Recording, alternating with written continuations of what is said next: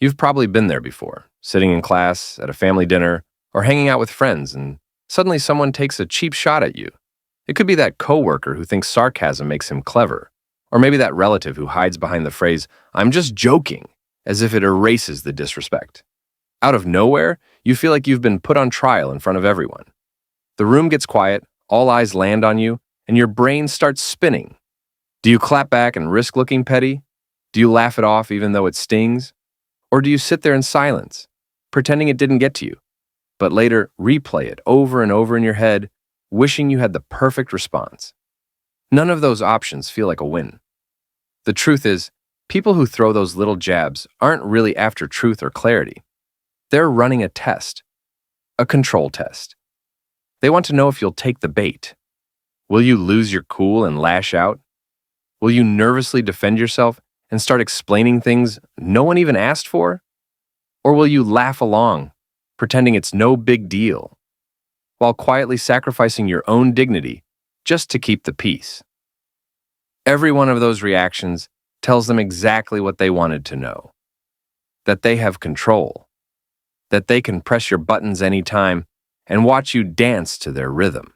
The moment you take that bait, whether it's with anger, nervous laughter, or defensive explanations, you've already lost. You've told them, without words, you own the situation. You decide how I feel. And that's why so many people walk away from these interactions feeling frustrated and powerless, replaying the moment over and over in their heads, wishing they had said something smarter, sharper, stronger. But here's the truth that changes everything. The real answer isn't about coming up with a perfect clapback or plotting some clever revenge. That doesn't free you. It traps you even more, because now they're living rent-free in your head. The real answer is learning to stay so calm, so unshaken, that their attempts to provoke you fall flat. Imagine this. Someone throws a sarcastic jab your way, waiting for the fireworks. But instead of exploding, defending, or faking a laugh, you just sit there, composed, steady, maybe with the faintest hint of a knowing smile. Suddenly, their big moment backfires. What was supposed to embarrass you ends up embarrassing them, because everyone can see that the only one worked up in this exchange is them. That's real power. Not loud comebacks, not revenge plots, but the ability to remain untouchable while their energy burns itself out. When you reach that level of calm, people stop testing you altogether. Because what's the point of pushing someone who can't be moved? This is less about fighting back and more about redirecting their energy. Think of it like mental judo. Instead of pushing back or explaining yourself, you let their negativity trip over itself. Because when you stop playing their game, they lose all their power. So how do you actually do it?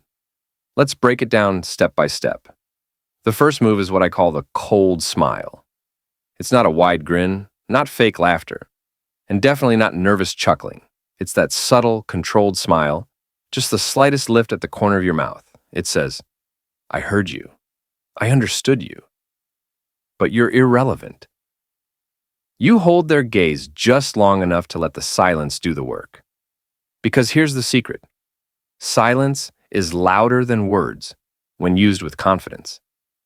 It tells everyone in the room, not just the person speaking, that their comment wasn't even worth your energy. And that's devastating, because what they wanted most was a reaction, and you gave them nothing. But let's be real. Sometimes people don't stop. They keep pushing. And when that happens, you move to the second step, the quiet boundary. Now, here's where most people mess up. They try to defend themselves in the moment, in front of the crowd. But doing that just turns it into a performance. And performers are playing on their stage, not yours. Instead, you wait. You let the moment pass. Then later, when it's just you and them, you calmly and clearly say, "I don't appreciate jokes like that. Don't do it again." No anger, no raised voice, no long explanation, just clarity. That kind of calm, matter-of-fact tone cuts deeper than any insult ever could. Why? because it shows you don't need volume or drama to stand your ground. You don't even need their approval. All you need is certainty, and certainty is magnetic. Now, here's the final step, the one most people are too scared to use, the strategic exit. If the disrespect continues, even after you've been clear, you don't fight harder. You don't start yelling or trading insults. You simply leave, and not in a dramatic way, not storming out like you're throwing a tantrum. No slam doors, no final speech, just a calm, polite exit. You excuse yourself and remove your presence. And that's the ultimate move, because your presence is a privilege. It's not automatic. It's not guaranteed. The moment you quietly take that privilege away, it speaks louder than any comeback ever could. It says, I value my peace more than I value your attention. I don't need to stay here. I don't need to prove anything. I choose me. That's not weakness. That's the highest form of self-respect. Anyone can yell. Anyone can argue. Anyone can try to win the moment. But walking away with your dignity intact, that's winning on a level most people will never reach. That's not retreating. That's showing you're untouchable. Because the person who controls their emotions always controls the game. But here's the highest level move, realizing that insults were never really about you in the first place. Think about it. When someone throws a rude remark your way, what they're really doing is showing their own cracks, their own hidden fears, their own insecurities. Every insult is like a confession, a slip that reveals more about who they are than who you are. Once you start to see this, everything changes. You stop absorbing their words as truth, and instead, you see them for what they really are, a mirror reflecting back their struggles. That's when you become untouchable. Because now, when someone tries to throw shade, it doesn't sting anymore. It just sounds like background noise. You start realizing they're not even fighting you, they're fighting themselves. Their bitterness, their jealousy, their need to put someone down, it's all their shadow boxing, not yours. And you?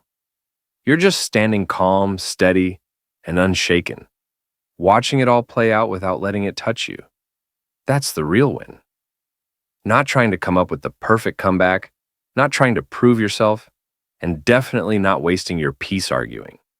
The win is living so centered and so confident in yourself that no amount of noise can pull you out of your balance. You rise above it simply by refusing to step down into their level.